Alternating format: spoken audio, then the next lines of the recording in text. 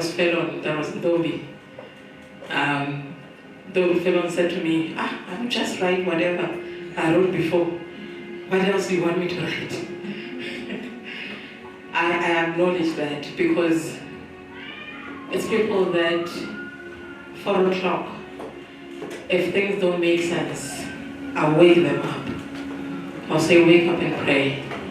Poor Felon will leave her room and say, what now? I want to sleep. Says Charity. And I said, come and pray. And she'll come. She'll pray. I'll call them, Bondombi, Borulani, wherever they are. And I thank their husbands because they've never said to them, no, we are sleeping. They will pray at whatever time I call them. So for them to be saying that to me and say, what else do you want us to write? It shows that we are moving forward. It shows that this God is hearing my prayers. And I pray that whoever is here today, may they receive the same blessing. Actually, that is my message for today. The blessing that you receive from God, may you never lose for the rest of your life. But before I get to reading the Bible, I want to thank God. I don't see my problems. My problems are my kids. I see that one, I don't see the rest of them. Where's Felicia? Where's Tom?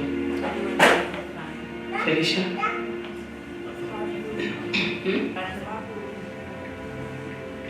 So, yesterday they went, Felicia works after hours.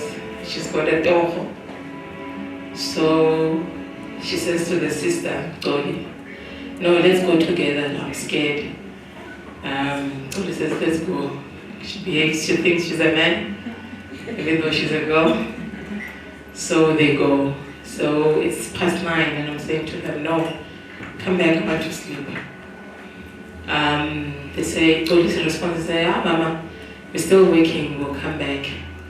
So around 10, I say to Felon, no, Felon, I'm sleeping. She says, no, go sleep. Because I had taken medication, so go sleep. I'll wait for them. So as I sleep, just as I put my head down, the first thing I dream is I see on the window of the bathroom, it's like someone is looking through it, peeping. And I come out of the bathroom and I close. And that is me, just slept. And then I said, there's no such thing. I woke up and then I slept again. I actually said to her, go to sleep, because then I can't hear anything, you're crazy. Go to sleep. So knowing how the spiritual kingdom works, this thing was there. I don't see things that don't exist. This thing was there, and we'll hear it. It's a good thing she was out. You'll hear it in my spirits exist. I want to tell you about my story and because I pray for a lot of people, some of them I don't know. I don't even ask. When you call me, I just pray for you and leave you. God will do the rest. So I went the first time. The first time this person did not even pray for me. And there was a part of me that said, maybe it's not the right person. Maybe I went to a wrong person.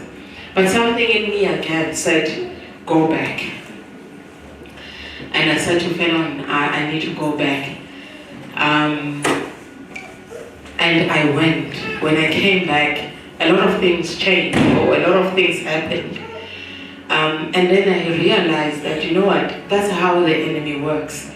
The enemy did not want me to go back. He made sure the first time that I'm not prayed for, so that I cannot go back and thinking, this person is not mine.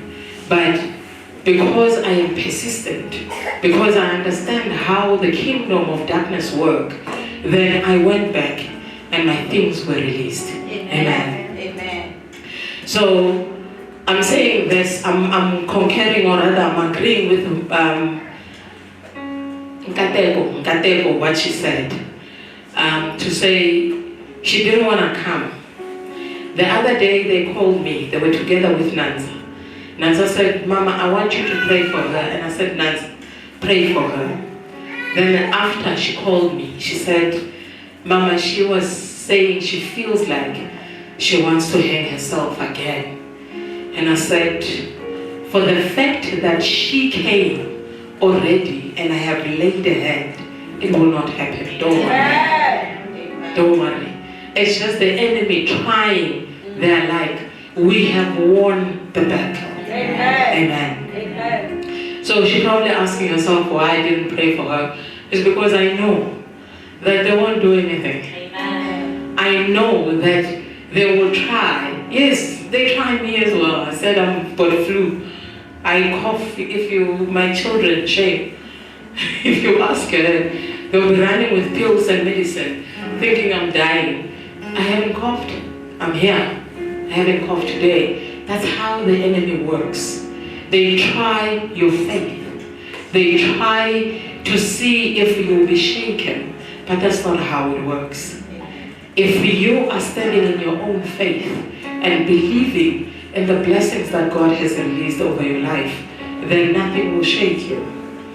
Amen. Amen. That's my message today. By the way, I haven't read this. All right. Before my phone dies, number 6 from 22 to 24. No, from 22 to 27, sorry. I can't see anymore. Numbers from 22 to 27. Someone please read for me. My phone is dying. And my Bible is that one of the Daibi, so it won't work. Amen. Numbers 4 from 22. Also take a census of the sons of Gershon. No, number 6 from 22. Apologies. Number 6 and 22. Yes. And the Lord spoke to Moses, saying, Speak to Aaron and his sons, saying, This is the way you shall bless the children of Israel. Say to them, The Lord bless you and keep you. The Lord make his face shine upon you and be gracious to you. The Lord lift up his countenance upon you and give you peace. So they shall put my name on the children of Israel, and I will bless them. Amen. So, as I said, my message today speaks about blessings. As a child, when you are born holding your blessings. You're born, your hands are folded. God has blessed you. And then the things of earth happens. Where you are born, because we don't choose. Where you are, the things you come across, the things you put yourself in, then the blessings are open. They leave your hands, or they are suppressed. They don't come to pass. Some of you are born millionaires, but you won't know because your family then went and handed you over to a grave, gave you a name of a grave or someone who died, and you wonder why they gave you a name of a prostitute. You behave like a prostitute. You ask yourself, but why? Why am I like this? It's because that spirit that they gave you is living in you. Amen. Amen. You are speaking out what has been spoken with that name. So you wonder, you ask yourself, but why am I like this? Why is my life like this? You don't go and check, where am I coming from? When I was growing up, I don't know what they had seen, But they said I'm supposed to be a sangoma. Me, sangoma, just imagine me, barefoot, yes. They said I'm supposed to be a sangoma.